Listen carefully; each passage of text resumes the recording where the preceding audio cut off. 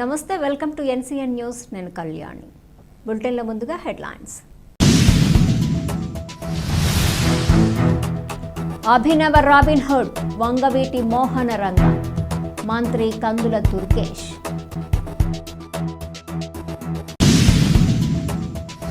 అందరివాడిగా పేరొందిన స్వర్గీయ వంగవీటి మోహనరంగ మాదిరిగా వంగవీటి రాధ కూడా రాష్ట్ర స్థాయి ప్రజానాయకుడిగా ఎదగాలని ఆశిస్తున్నట్లు మంత్రి కందుల దుర్గేష్ తెలిపారు. వంగవీటి మోహన్ రంగ 78వ జయంతి వేడుకలు పురస్కరించుకొని నిడదవోలు నియోజకవర్గం కాకరపర్రులో వంగవీటి రాధతో పాటు మంత్రి కందుల దుర్గేష్ పాల్గొని వంగవీటి మోహన్ రంగ విగ్రహాన్ని ఆవిష్కరించారు. ఈ సందర్భంగా మంత్రి కందుల దుర్గేష్ మాట్లాడుతూ బడుగు బలహీన వర్గాల ఆశాజ్యోతి వంగవీటి మోహన్ రంగ ఏనాడు పేద ప్రజలను కులాల రూపంలో చూడలేదని అన్నారు. పేద ప్రజలకు అండగా ఉంటూ వారి సమస్యల పరిష్కారం కోసం నిరంతరం పోరాటం చేసిన వ్యక్తిగా కీర్తిగాంచారన్నారు. పేదలకు అండగా నిలబడి న్యాయం చేసిన నాయకుడు కాబట్టే నేటికి గ్రామాల్లో పట్టణాల్లో ఆయన విగ్రహాలు దర్శనమిస్తున్నాయని అభివర్ణించారు. తన చివరి శ్వాస వరకు పేద ప్రజల కోసం బతికిన మహోన్నత నాయకుడు, పేద ప్రజల కంట కన్నీరు రాకుండా చూసిన నాయకుడు వంగవీటి మోహన రంగ అన్నారు. అదే తమకు రాజకీయాల్లో స్ఫూర్తిగా నిలిచిందన్నారు. పెద్దోడిని కొట్టి పేదోడికి పంచిన అభినవ రాబిన్హుడ్ వంగవీటి మోహన్ రంగ అని మంత్రి కందుల దుర్గేష్ అన్నారు. తండ్రి వారసత్వాన్ని పునికి పుచ్చుకొని తండ్రికి తగ్గ తనయుడుగా పేరొందుతూ యువత కోరుకున్న విధంగా నాయకత్వాన్ని అందిస్తున్న యువనేత వంగవీటి రాధ అని అన్నారు. పదవి అక్కర్లేదు, తండ్రిలా ప్రజాసేవ చేయటమే తనకు ముఖ్యమని రాధ వ్యవహరిస్తున్న తీరు ప్రతి ఒక్కరికి ఆదర్శమన్నారు. ఈ కార్యక్రమంలో వంగవీటి మోహన్ రంగ తనయుడు రాధ, జనసేన మండల అధ్యక్షుడు పిప్పర రవి, జనసేన నాయకులు, వంగవీటి మోహన్ రంగ అభిమానులు, గ్రామస్తులు తదితరులు పాల్గొన్నారు. చిరస్థాయిగా నిలిచినటువంటి అద్భుతమైనటువంటి నాయకులు,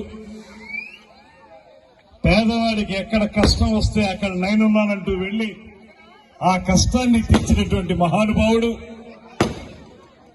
సమకాలీన రాజకీయాల్లో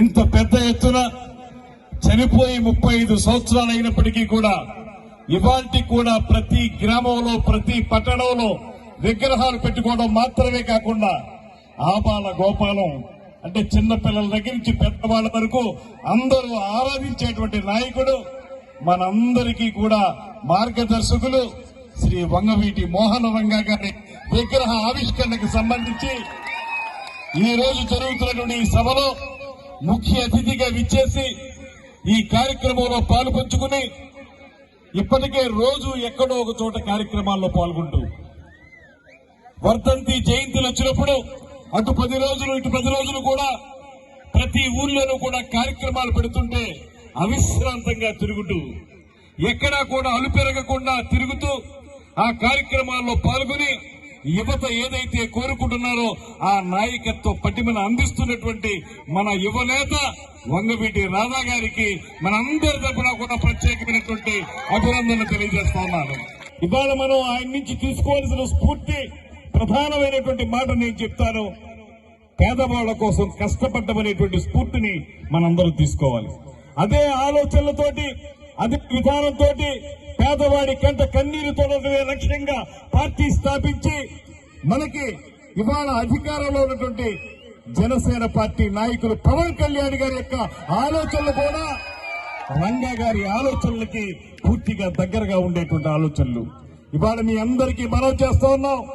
రంగా గారు ఏ స్ఫూర్తినైతే మనకిచ్చారో, ఏ పేద ప్రజల కోసం కష్టపడాలనేటువంటి మాట ఆయన నిరంతరం చెప్పారో, ఏ పేద ప్రజల కోసం అయితే తన జీవితాన్ని ఆత్మార్పణ చేశారో, అటువంటి రంగా గారి యొక్క విధానాన్ని ముందుకు తీసుకెళ్ళడానికి, పేద ప్రజలకు అండగా నిలబడడానికి మేము సైతం తప్పనిసరిగా కృషి చేస్తామనేటువంటి మాటని ఆ 2 విగ్రహాల మధ్య నిలబడి వారి విగ్రహాల సాక్షిగా ప్రతిజ్ఞ చేస్తున్నాం అనేటువంటి మాటను కూడా ఈ సందర్భంగా తెలియజేస్తూ, సమాజంలో చాలా మంది ఒకే మాట చెప్తారేమో కానీ, రకరకాల మాటలు చెప్తారేమో కానీ వంగవీటి రంగా గారి ఆలోచన ఎప్పుడు కూడా ఏనాడు కూడా ఆయన పేదవాడిని పేదవాడిగానే చూశాడు తప్పితే ఎప్పుడు కూడా కులముద్రతోటి చూడలేదనేటువంటి మాటను కూడా మీకు నేను మనవి చేస్తున్నాను. ఆయన దగ్గరికి వచ్చేవాడు ఏ కులం అని ఎప్పుడు ఆలోచించలేదు. ఆయన పేదవాడ డబ్బున్నవాడని ఆలోచించాడు.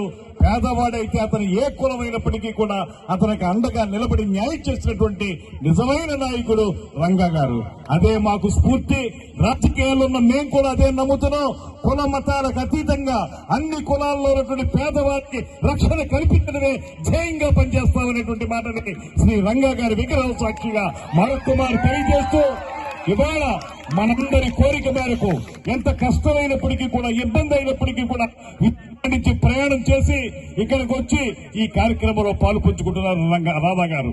నిన్న చెప్పాను నేను ఆయనతోటి, ఒకవేళ మీకు ఇబ్బంది ఉంటే ఇప్పటి వరకు కాబట్టి ఏమైనా ఇబ్బంది ఉంటే మీరు వచ్చే వారం పెట్టుకుంటాం మేము, పర్వాలేదంటే కాసేపు సరే అన్నారు. మళ్లీ ఫోన్ చేసి లేదు నేను వస్తున్నాను, వచ్చి తీరతా అని చెప్పినటువంటి నాయకుడు మన రాధా గారు. అటువంటి రాధా గారికి మనస్ఫూర్తిగా ఆయనకంటే పెద్దవాడిని కనుక ఆయనకి ఆశీర్వాదాలు అందిస్తూ ఇదే రకమైనటువంటి విధానంలో మీరు ఈ రాష్ట్రానికి ఒక ముఖ్య నాయకునిగా ఎదగాలనేటువంటి మాటని మరొక్కసారి తెలియజేసుకుంటూ రంగా గారి వారసుడిగా రాధా గారిని మనస్ఫూర్తిగా అభినందిస్తూ సెలవు తీసుకుంటున్నాను. జై రంగా.